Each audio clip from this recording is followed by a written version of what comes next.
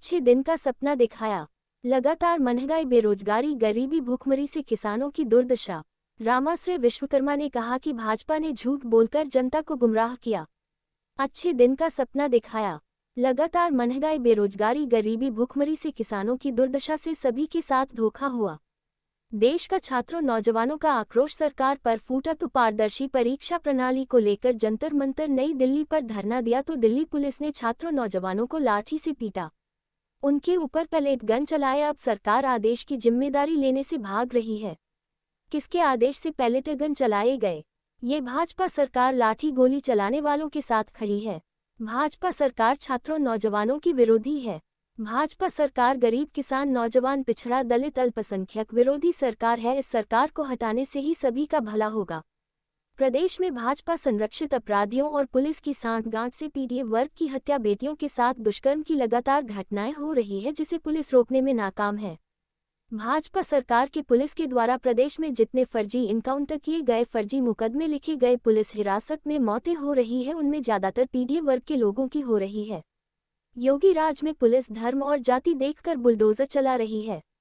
22 bulldozer की कार्यवाही केवल पिछड़े, दलित, मुस्लिमों के घर गिराने में किए गए। ये सरकार पीड़ित विरोधी सरकार है।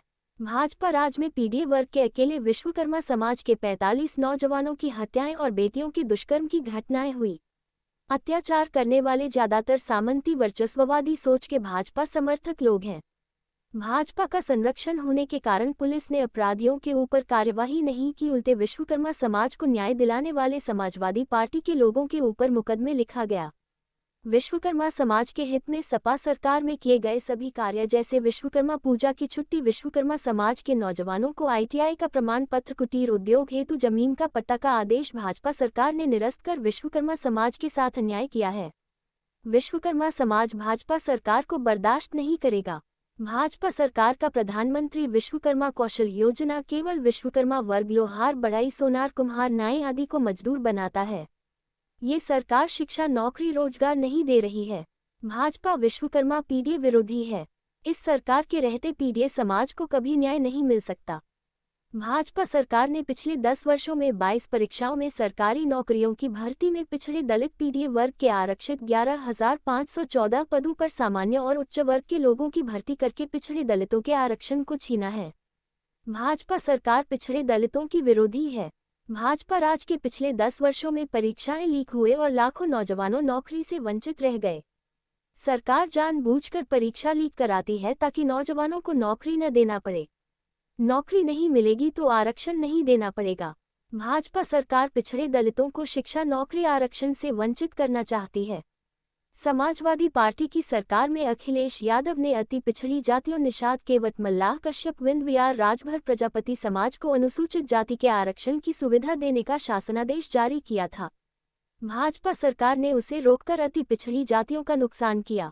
ये भाजपा सरकार अति पिछड़ी जाति, निषाद समाज, राजभर समाज विरोधी सरकार है।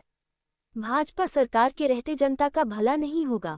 अब भाजपा सरकार को हटाना है और समाजवादी सरकार बनाकर आरक्षण, नौकरी, रोजगार लेना होगा।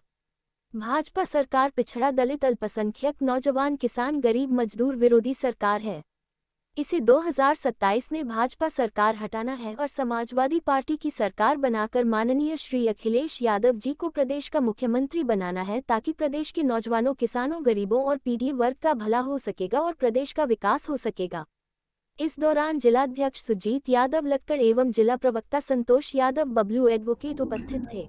इस समय बनारस में 3 दिनों से हम विधानसभा स्तर पर पार्टी के लोगों से मिल रहे हैं, PDA पंचायत कर रहे हैं और सभी से, पिछड़े, दलित, अल्पसंख्यक, गरीब, किसान, नौजवान, मजदूर सभी से अपील कर रहे हैं कि सभी लोग भारतीय जनता पार्टी के गुमराह न हों, उनके धर्म की राजनीति में न फंसें, वोट समाजवादी पार्टी को दें, भारतीय जनता पार्टी को हराएं और समाजवादी पार्टी को जिताएं, क्योंकि समाजवादी पार्टी ही सभी का भला कर सकती है।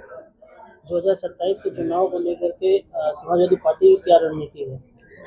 2027 के विधानसभा के चुनाव को लेकर के समाजवादी पार्टी ने पूरी तैयारी कर ली है। बूथ स्तर पर हमारा संगठन पूरा एक्टिव है। मतदाता सूची और सारी चीज़ों को लगातार देखने का काम किया जा रहा है और इस बार कोशिश ये हो कि बूथ पर भाजपा बेईमानी न कर पाए। मजबूती से समाजवादी पीडीए के लोग वोट डालेंगे और समाजवादी पार्टी का विधायक भी बनाएंगे, समाजवादी पार्टी को जिताएंगे भी।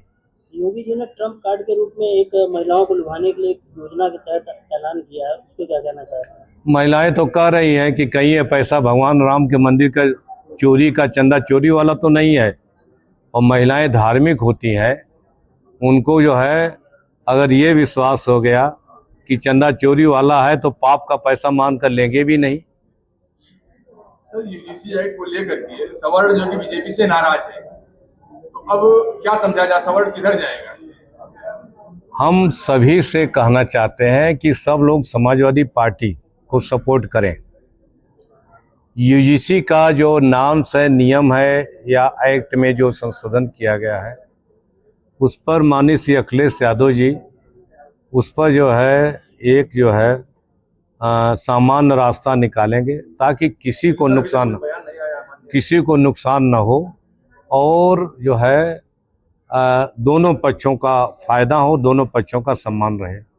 श्री राम मंदिर में इतनी बड़ी चोरी हुई है और उस पर एक एफआईआर तक नहीं दर्ज की गई है और क्लीन चिट दे दिया गया एसआईटी के तहत। अब इसको किस तरह से देखते हैं? तो बीजेपी के लोगों से पूछिए, उनके मुख्यमंत्री से पूछिए, बीजेपी के मंत्री हैं, सरकार के बीजेपी के नेता हैं, आरएसएस के लोग हैं, जो लोग सरकार चला रहे हैं, जिम्मेदार लोग हैं, और उनकी सरकार में भगवान राम के मंदिर में चंदा चोरी हो जाए, हिंदू और सनातन धर्म का पैसा लूट जाए, जो लोग श्रद्धा से भगवान राम का मंदिर बनाने के लिए दान किए हैं, गरीब से गरीब आदमी भी दान किया है, अपने खून और पसीने कमाई दिया है, और बीजेपी के लोग उसको जो चोरी कर ले जाएं, और तो इससे शर्म की बात बीजेपी के लिए और क्या हो सकती है।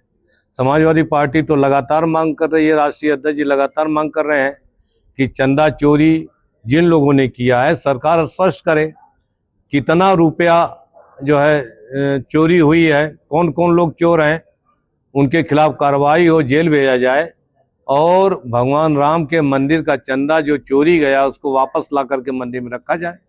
सर, भारत को आजाद हुए 70 वर्ष से ज्यादा हो गए हैं और भारत में एक आप प्रमुख पार्टी में से एक हैं। जात पात की राजनीति से ऊपर उठकर कब काम शुरू करना होगा और इस पर क्या कहना चाहेंगे आप?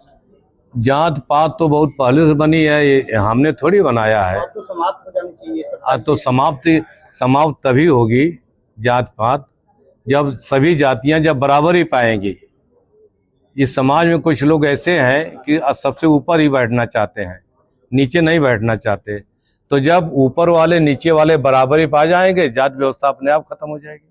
सर, लेकिन आप कह रहे हैं ऊपर वालों को अगड़े पिछड़े कर रहे हैं जो, लेकिन हमें मतलब हमने जहाँ तक देखा, हम भी गांव से ही बिलोंग करते हैं, जो नीचे है वो नीचे वाले को ही दबाना चाहते हैं। इस पे क्या कहना चाहेंगे?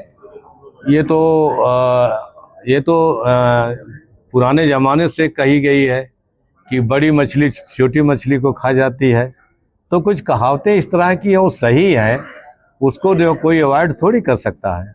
अगड़े तो बल्कि उनको उठाए ही हैं, अपनी जमीन पे उनको बसाए, बहुत सारी चीजें उनको दिए, इसमें आप लोग कुछ। मैडम, ये लंबा बहस है, आप डेटा के साथ हमारे साथ बैठो, 24 नहीं 48 घंटे बहस करो, हम आपको बता देंगे। ठीक है, सब्सक्राइब कीजिए हमारे चैनल को और बेल आइकॉन को दबाइए हमारी लेटेस्ट वीडियो सबसे पहले।